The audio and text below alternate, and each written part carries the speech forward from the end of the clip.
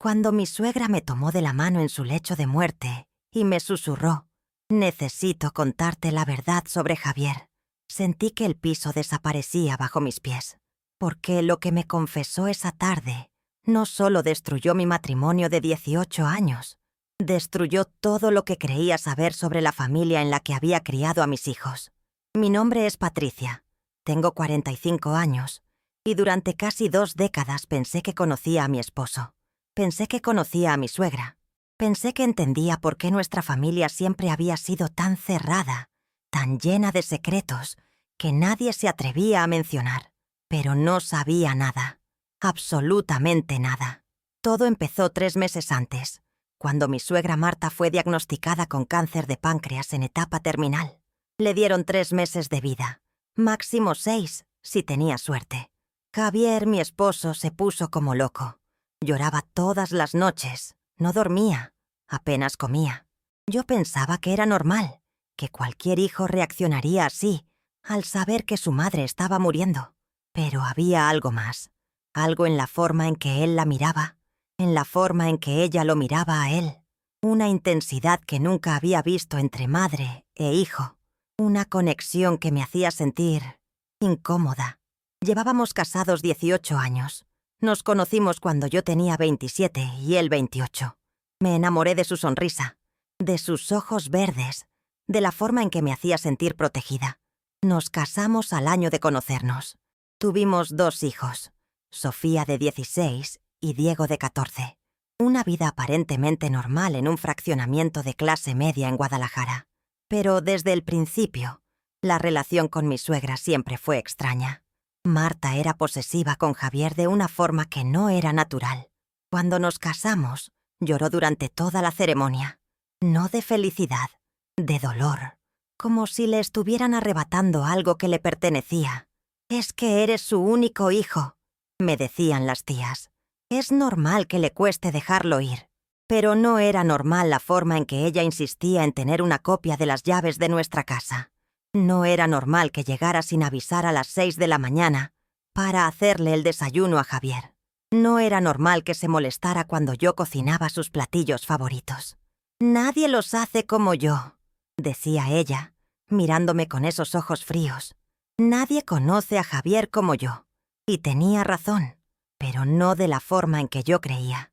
Durante años ignoré las señales, los domingos obligatorios en casa de Marta, las llamadas diarias entre ellos que duraban más de 1 hora, la forma en que Javier siempre elegía a su madre sobre mí en cualquier discusión. «Es mi mamá, Patricia, respétala», me decía cada vez que yo intentaba poner límites. Así que dejé de intentarlo. Me resigné a ser la segunda en la vida de mi esposo. Me concentré en mis hijos, en mi trabajo como profesora de secundaria, en crear mi propia vida dentro de ese matrimonio vacío. Pero cuando Marta se enfermó, todo cambió. Javier empezó a pasar todas las tardes en casa de su madre. Llegaba a las 11, a las 12 de la noche. A veces ni siquiera llegaba. «Me quedé a dormir para cuidarla», me decía por mensaje. Una noche, 2 meses después del diagnóstico, llegué a la casa de Marta sin avisar. Llevaba sopa de pollo que había preparado. Toqué el timbre. Nadie abrió, pero escuché voces adentro. Voces que sonaban, tensas. Usé la copia de las llaves que tenía y entré. Javier y su madre estaban en la sala. Él la abrazaba. Ella lloraba en su pecho. Pero no era un abrazo normal de madre e hijo. Era un abrazo de... No podía ser lo que estaba pensando. «¿Qué haces aquí?», me preguntó Javier, separándose de ella rápidamente. Su cara estaba roja. ¿Enojo? ¿Culpa? «Traje sopa», dije levantando la olla como si fuera un escudo. «¿Interrumpo algo?» «No, Clija, ¿qué van a interrumpir?», dijo Marta, secándose las lágrimas con un pañuelo. «Solo estábamos hablando de cosas de familia». «Cosas de familia». Esa frase que usaban siempre que querían excluirme. Como si, después de 18 años de matrimonio, 2 hijos y 1000 domingos en esa casa, yo no fuera parte de la familia. Esa noche Javier llegó a casa a las 3 de la mañana. No me dio explicaciones. Se metió a la cama sin hablarme. «¿Por qué estabas abrazando a tu mamá de esa forma?», le pregunté en la oscuridad. ¿De qué forma, Patricia? Es mi madre enferma. Estoy tratando de consolarla. No parecía un abrazo de consuelo. Se volteó hacia mí. Vi el brillo de sus ojos en la oscuridad. ¿Qué estás insinuando? Nada. Solo que... es extraño. Todo es extraño entre ustedes. Estás celosa de mi madre moribunda. ¿Te das cuenta de lo enfermo que suena eso? Me quedé callada. Tenía razón. Sonaba horrible, pero algo dentro de mí sabía que había más. Algo que nadie me estaba diciendo. Los siguientes días empecé a observar más, a prestar atención a detalles que antes ignoraba, como el hecho de que Javier tenía fotos de su infancia en su teléfono, fotos que revisaba todas las noches antes de dormir, fotos donde él y su madre aparecían solos, siempre solos, en vacaciones, en fiestas, en la casa. ¿Y tu papá? Le pregunté una noche señalando su teléfono. ¿Qué pasa con él? Nunca sale en las fotos. ¿Él las tomaba? Javier se quedó callado por un momento. Luego apagó el teléfono. Mi papá siempre estaba trabajando. Casi nunca estaba en casa.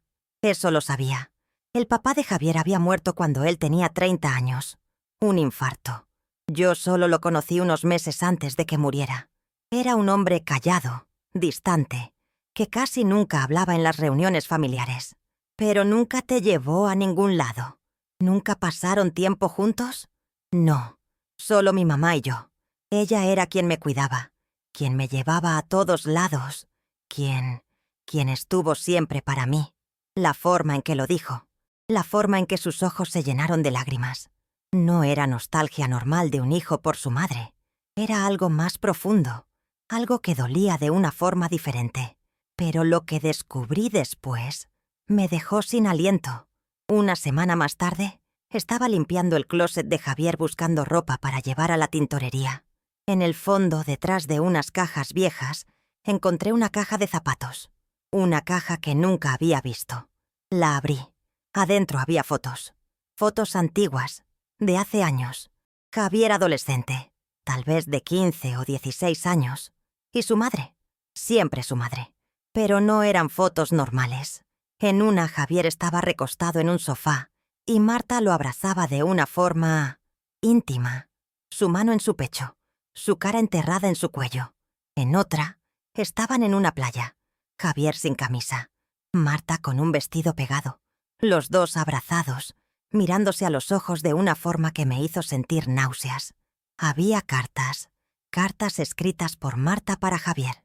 Mi amor, decía una, mi amor eterno, mi único amor verdadero. ¿Mi amor? ¿Una madre llamando a su hijo mi amor? Seguí leyendo con las manos temblándome. Nadie nos entiende. Nadie entiende lo que tenemos. Pero no importa. Mientras estemos juntos, nada más importa. Eres mío, Javier. Siempre has sido mío. Desde el momento en que naciste, supe que eras especial, que nuestra conexión era diferente. Se me revolvió el estómago. Cerré la carta. Pero había más. Muchas más. Cartas de hace 20 años, 25 años, 30 años. Cartas que Marta le había escrito a Javier desde que él era un niño.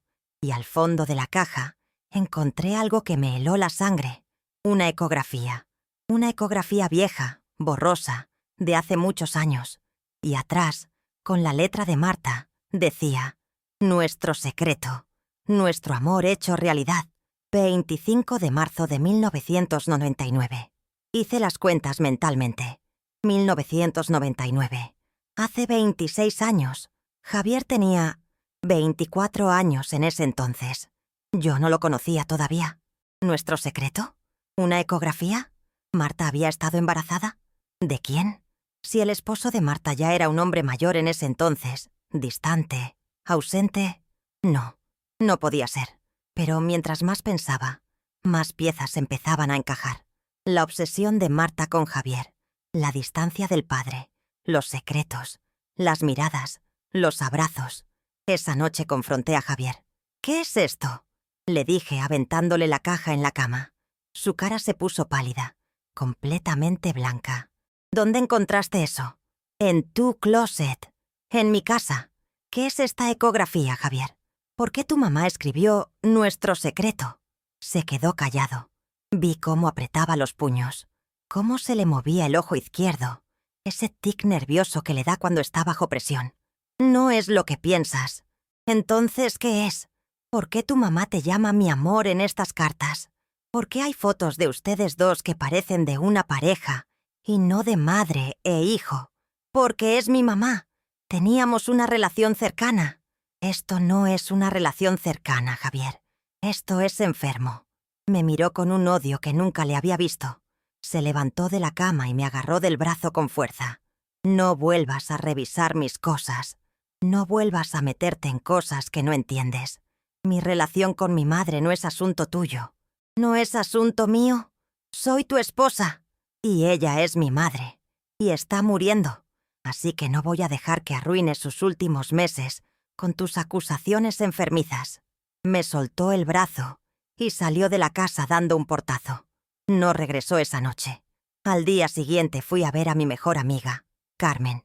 Le conté todo. Le mostré las fotos, las cartas, la ecografía. «Patricia», me dijo con la cara descompuesta, «esto no es normal. Esto es abuso. Marta abusó de su hijo. No lo sé. Tal vez estoy malinterpretando». ¿Malinterpretando qué? ¿Una madre llamando a su hijo mi amor? ¿Fotos donde se agarran como pareja? ¿Una ecografía misteriosa? Pero Javier nunca me ha dicho nada. Si algo así hubiera pasado, me lo habría contado. Carmen me miró con tristeza. Las víctimas de abuso rara vez hablan, Patricia. Especialmente cuando el abusador es su propia madre. Especialmente cuando empezó cuando eran niños. Esas palabras se quedaron rebotando en mi cabeza durante días. ¿Javier era víctima? ¿O era cómplice? ¿O ambas cosas? Decidí investigar más. Fui con las tías de Javier, las hermanas de Marta. Necesitaba respuestas. «Tía Rosa», le dije a la mayor, «necesito preguntarte algo sobre Marta y Javier». Su cara cambió inmediatamente, como si hubiera mencionado algo prohibido. «¿Qué pasa con ellos?» Su relación siempre me ha parecido extraña, demasiado cercana. Tía Rosa se quedó callada por un momento largo. Luego suspiró. «Ay, mija, no te metas en eso». «¿Por qué? ¿Qué es lo que todos saben y yo no?» «Hay cosas que es mejor no saber». «Pero necesito saber. Soy su esposa. Tengo derecho a saber qué pasa en mi matrimonio». Tía Rosa me miró con pena. «Marta siempre fue particular con Javier. Desde que nació. Lo trataba diferente. Como si fuera su posesión, no su hijo. Cuando él era niño, no dejaba que nadie se le acercara. Dormía con ella hasta que tenía 12 años. No lo dejaba tener amigos, ni novia. Era solo ella y él, siempre. ¿Y el papá de Javier?» Roberto se dio por vencido. Marta rechazaba cualquier acercamiento con él. Dormían en cuartos separados desde que Javier nació.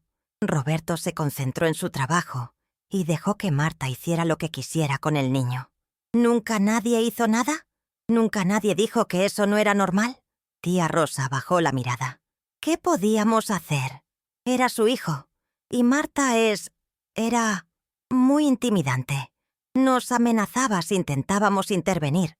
Nos decía que nos alejaríamos de Javier si no nos callábamos. ¿Y la ecografía? Encontré una ecografía de 1999. Marta escribió «Nuestro secreto».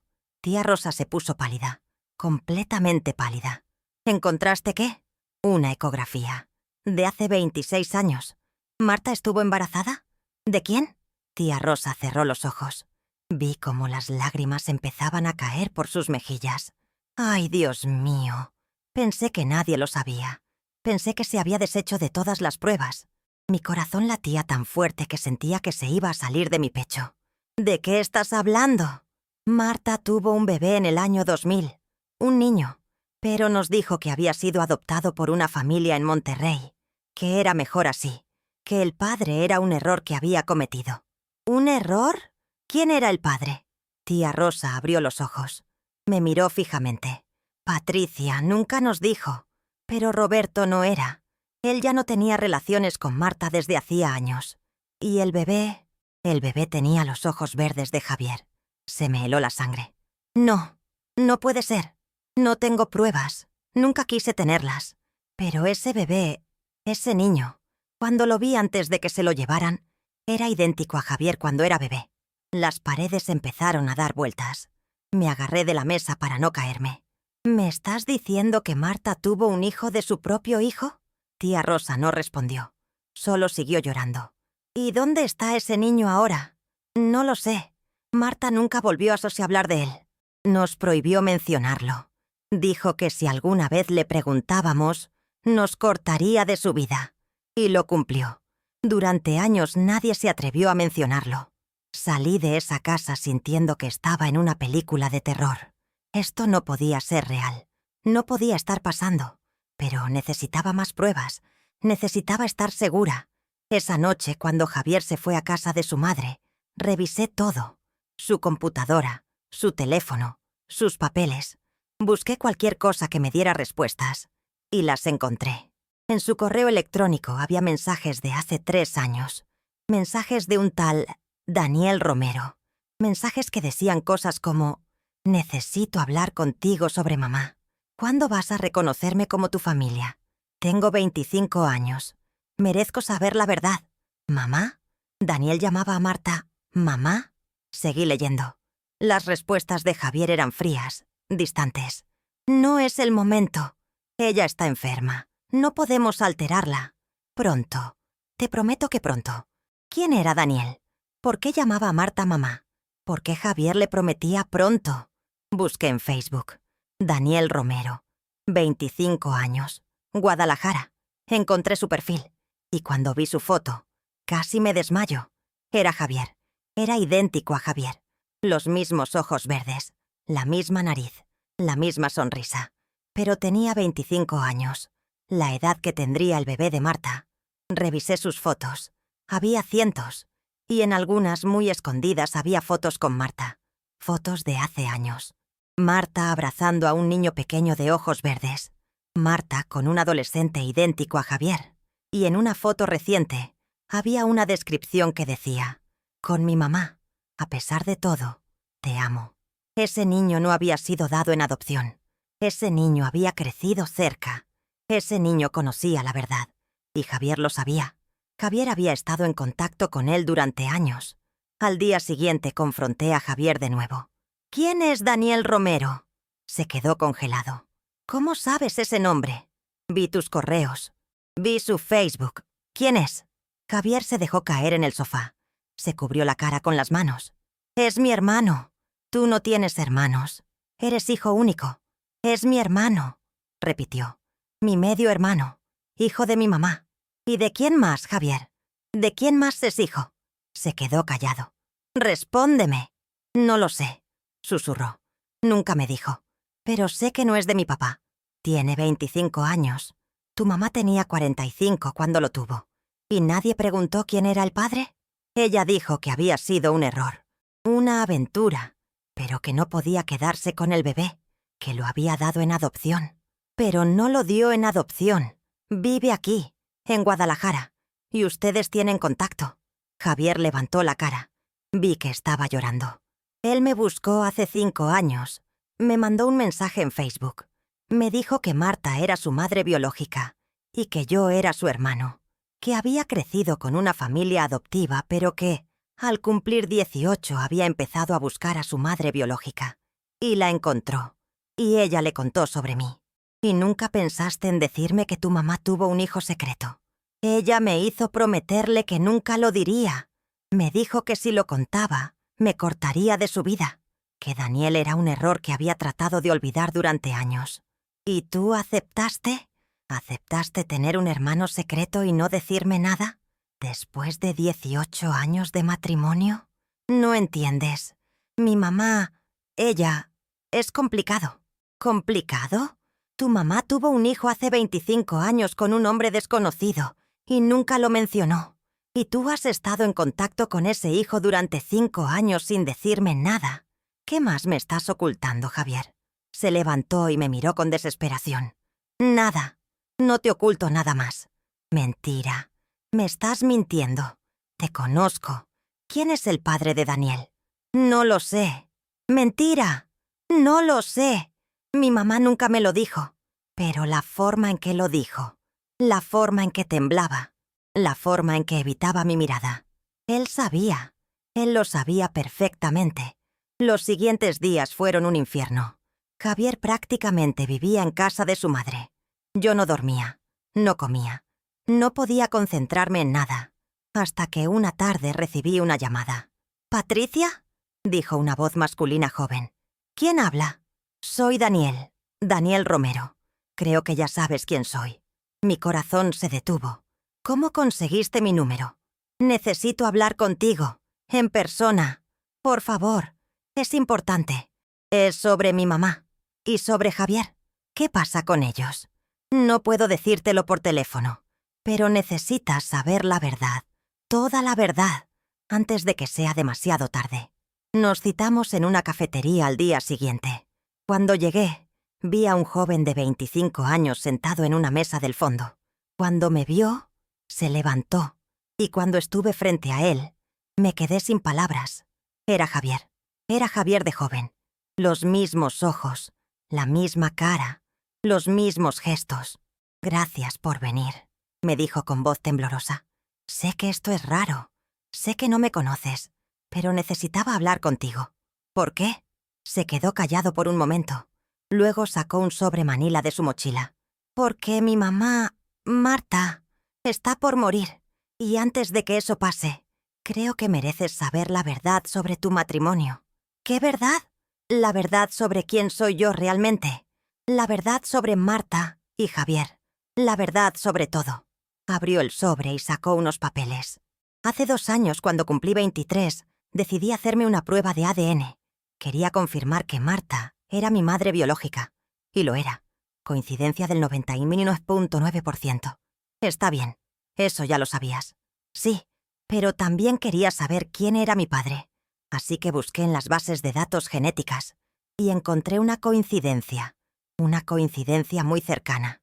Me mostró un papel, un reporte de ADN.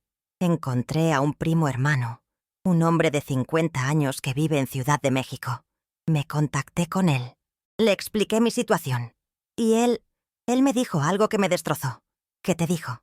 Que su único primo en Guadalajara era Javier Torres, el hijo de Marta. Y que si yo era primo hermano de él en el ADN, entonces... No terminó la frase. No hizo falta. «No», susurré. «No puede ser». Hice otra prueba. Le pedí a Javier que me diera una muestra de ADN. Le dije que necesitaba confirmar que éramos hermanos para unos papeles legales. Él accedió. Sacó otro papel del sobre. Los resultados llegaron hace 1 año. Javier y yo no somos hermanos. Se me secó la boca. Somos padre e hijo. El mundo empezó a dar vueltas. Las lágrimas salieron solas. Javier es mi padre y Marta es mi madre. Lo que significa que Marta abusó de su propio hijo. Terminé la frase. «Te tuvo con su propio hijo». Daniel asintió con lágrimas en los ojos. Cuando confronté a Javier, me contó todo. Me dijo que había empezado cuando él tenía 13 años. Que Marta le decía que era normal, que era amor, que era su forma especial de ser familia. Que su papá no los entendía, pero que ellos tenían algo especial. Dios mío. Para cuando tenía 23 años, Javier ya no sabía cómo salir de eso. Marta lo manipulaba, lo controlaba, lo amenazaba. Le decía que si se alejaba de ella, se mataría, que él era lo único que le daba razón de vivir. ¿Y el embarazo? Fue un accidente. Marta tenía 45. Pensó que ya no podía quedar embarazada, pero pasó. Y cuando nació, les dijo a todos que me había dado en adopción. Pero en realidad me dejó con una tía lejana en Monterrey, una mujer que no hacía preguntas y que necesitaba dinero. Me crió como si fuera su hijo adoptivo. Nunca supe la verdad hasta que cumplí 18 y busqué mis orígenes. Me tapé la cara con las manos. Esto era peor de lo que había imaginado. 1000 veces peor. ¿Javier sabe todo esto? Sí, se lo dije hace 1 año. Al principio lo negó. Luego lloró durante horas. Me dijo que había tratado de olvidarlo, que había tratado de ser normal, de tener una vida normal contigo, pero que Marta nunca lo dejó ir, que incluso después de casarse contigo, ella seguía buscándolo, manipulándolo, controlándolo. ¿Por qué me cuentas esto? ¿Por qué ahora? Porque Marta está muriendo. Y antes de morir, Quiere asegurarse de que su secreto muera con ella. Le pidió a Javier que corte todo contacto conmigo después de su muerte, que me borre de su vida como si nunca hubiera existido. Y Javier aceptó. ¿Qué? Me lo dijo hace una semana. Me dijo que después del funeral no quiere volver a verme, que necesita seguir con su vida, con su familia real, que yo soy un recordatorio de algo que quiere olvidar. Las lágrimas de Daniel caían sin control. Pero yo no pedí esto. Yo no pedí nacer así. Y no voy a dejar que me borren como si fuera un error. Merezco existir. Merezco que se sepa la verdad. ¿Qué quieres que haga? Quiero que confrontes a Marta. Antes de que muera.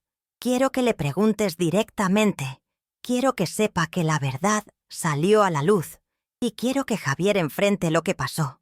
Porque si no lo hace ahora, esta familia seguirá destruyéndose generación tras generación. Tenía razón. Este secreto había envenenado a toda la familia durante décadas. Y si no se confrontaba ahora, seguiría haciéndolo. Esa tarde fui a casa de Marta. Ella estaba en su cama, frágil, casi transparente. El cáncer la había consumido. Le quedaban días, tal vez semanas. «Patricia», dijo con voz débil cuando me vio entrar. «¡Qué sorpresa! Necesito hablar contigo, Marta». «¿Sobre qué, mija?» «Sobre Daniel». Su cara cambió completamente. La debilidad desapareció. Sus ojos se volvieron duros como piedras. «¿Quién te habló de Daniel?» «Él mismo. Me contó todo. Ese niño no sabe de qué habla. Ese niño tiene las pruebas de ADN, Marta. Sabe que Javier es su padre. Y sabe que tú eres su madre. Lo que significa que... «No digas nada más», me interrumpió con voz helada. «No te metas en cosas que no entiendes». ¿Que no entiendo? Abusaste de tu propio hijo. Y tuviste un bebé con él. Yo no abusé de nadie. Gritó con una fuerza que no debería tener alguien en su estado. Javier y yo nos amamos. Era amor. Amor verdadero. Algo que tú nunca entenderías. Me quedé paralizada. Ella realmente lo creía. Realmente pensaba que lo que había hecho era amor. Javier tenía 13 años, Marta. 13 años. Era un niño. No puede haber amor entre una madre y su hijo niño. No era mi hijo en esa forma. Era mi alma gemela, mi compañero perfecto.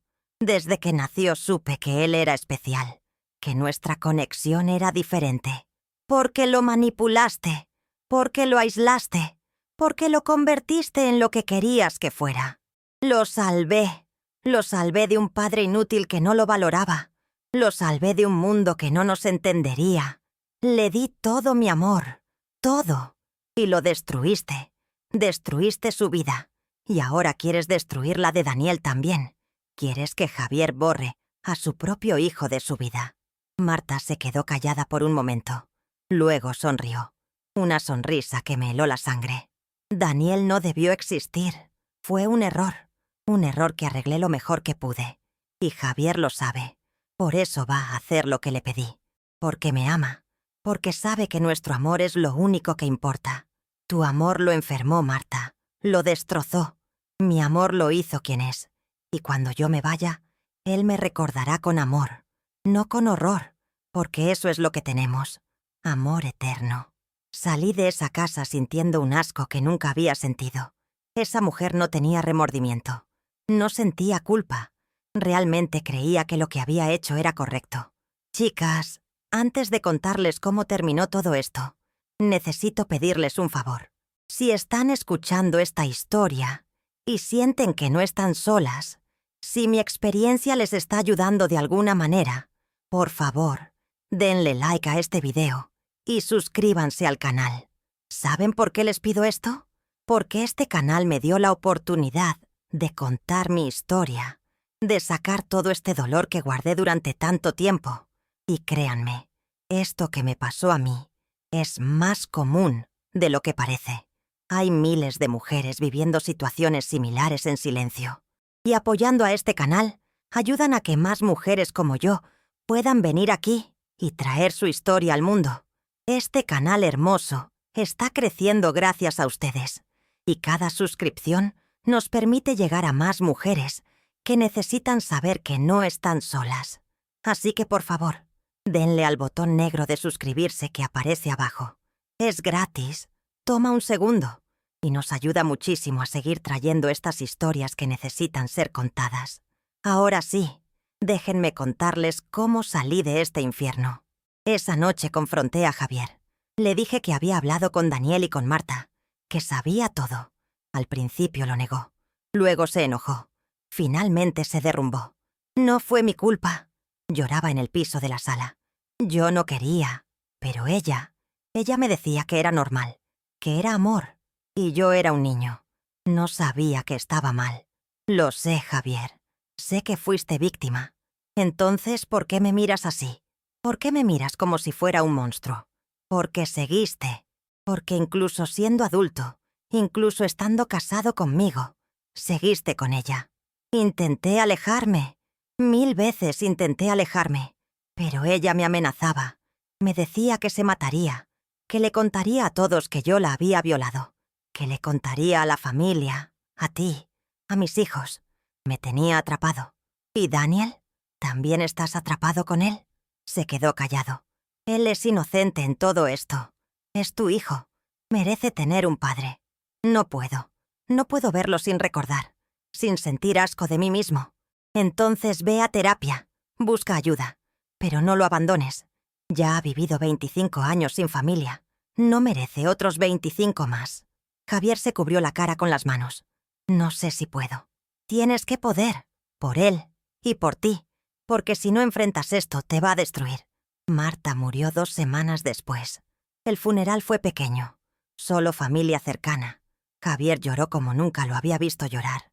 Lloró por su madre. Lloró por su abusadora. Lloró por la mujer que había destruido su vida mientras le decía que lo amaba. Y Daniel estaba ahí, en la esquina, viendo todo desde lejos, sin poder acercarse, sin poder llorar públicamente a la mujer que era su madre y su abuela al mismo tiempo. Después del funeral me acerqué a él. «Ven conmigo», le dije. «¿A dónde?» «A hablar con tu padre». Lo llevé donde estaba Javier. Javier levantó la vista. Vio a Daniel. Y algo en su expresión cambió. «Hola», dijo Daniel con voz temblorosa. «Hola», respondió Javier. Se quedaron mirándose en silencio. 2 víctimas de la misma mujer. 2 vidas destruidas por el mismo secreto. «Lo siento», dijo Javier finalmente. «Siento todo lo que pasó. Siento que hayas nacido así. Siento no haber sido un padre para ti. No es tu culpa. Sí lo es. Soy el adulto. Debí buscarte. Debí estar para ti. Pero estaba tan avergonzado, tan destrozado que no pude». «¿Y ahora?», preguntó Daniel. «¿Ahora que ella ya no está?». Javier se quedó callado por un momento. Luego extendió su mano. «Ahora quiero intentar. Si tú quieres. Quiero conocerte. Quiero ser tu padre. O al menos intentarlo». Daniel tomó su mano. Y se abrazaron. Por primera vez en 25 años, padre e hijo se abrazaron. Yo lloré viéndolos. Lloré por todo el dolor, por todas las vidas destruidas, por todos los años perdidos. Pero también lloré de esperanza, porque al fin el ciclo se estaba rompiendo. Los siguientes meses fueron caóticos. Pedí el divorcio. No porque odiara a Javier, sino porque necesitaba salir de esa familia tóxica. Necesitaba sanar. Y él necesitaba sanar también. Y no podíamos hacerlo juntos. Pero hice algo antes. Algo que sabía que era necesario. Fui con las autoridades. Les conté todo. Les mostré las pruebas. Las cartas, las fotos, la prueba de ADN. «Esto es evidencia de abuso sexual de menores», me dijo la agente. «Pero la víctima es ahora un adulto. Y la perpetradora está muerta. No podemos procesar a nadie». «Lo sé, pero necesito que quede registrado. Por si hay más víctimas. Por si Marta hizo esto con alguien más». Y resulta que sí había más. 3 mujeres más se presentaron después de que la historia salió en las noticias locales. 3 primas de Javier. Todas contaron historias similares. Marta abusando de ellas cuando eran niñas. Marta diciéndoles que era amor. Marta amenazándolas para que guardaran el secreto. La familia Torres se destruyó después de eso. Algunos defendían la memoria de Marta. Otros cortaron todo contacto. Pero la verdad había salido. y ya no había forma de ocultarla. Javier empezó terapia intensiva con un especialista en trauma de abuso sexual. Daniel también. Y yo también. Porque aunque no fui la víctima directa, viví 18 años en una mentira. Y eso también duele. Les conté todo a mis hijos. Sofía y Diego merecían saber la verdad sobre su familia, sobre su padre, sobre su abuela. Al principio fue difícil. Diego no quería creer que su abuela, la dulce abuela que le hacía galletas, era capaz de algo así. Sofía se enojó conmigo por contarles. Me dijo que había arruinado su imagen de la familia. Pero con el tiempo lo entendieron. Con terapia y con mucho amor, entendieron que los secretos familiares son veneno y que la verdad, aunque duela, es la única forma de sanar. Hoy, 2 años después, soy una mujer completamente diferente. Me divorcié de Javier.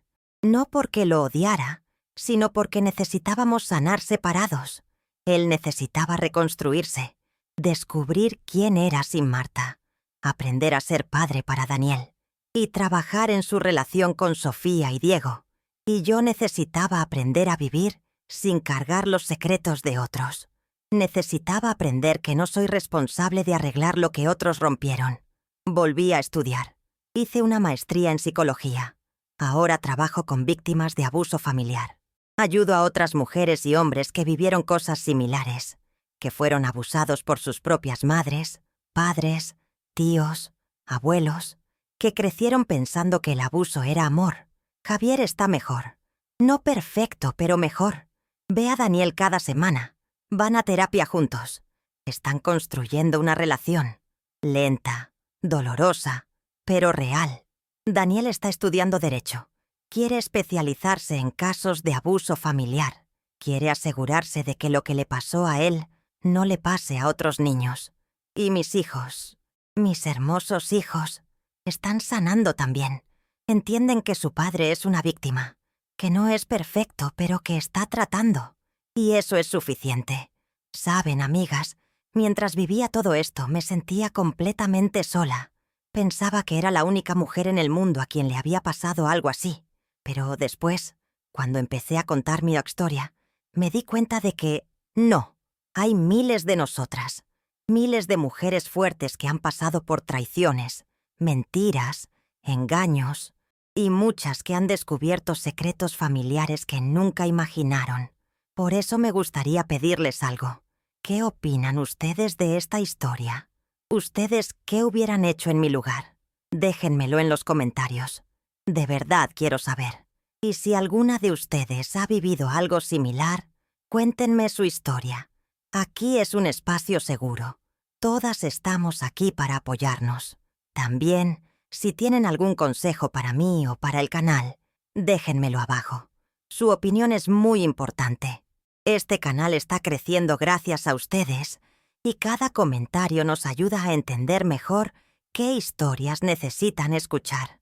Porque al final, todas estamos en esto juntas, y cada historia que se cuenta es una mujer menos que se siente sola.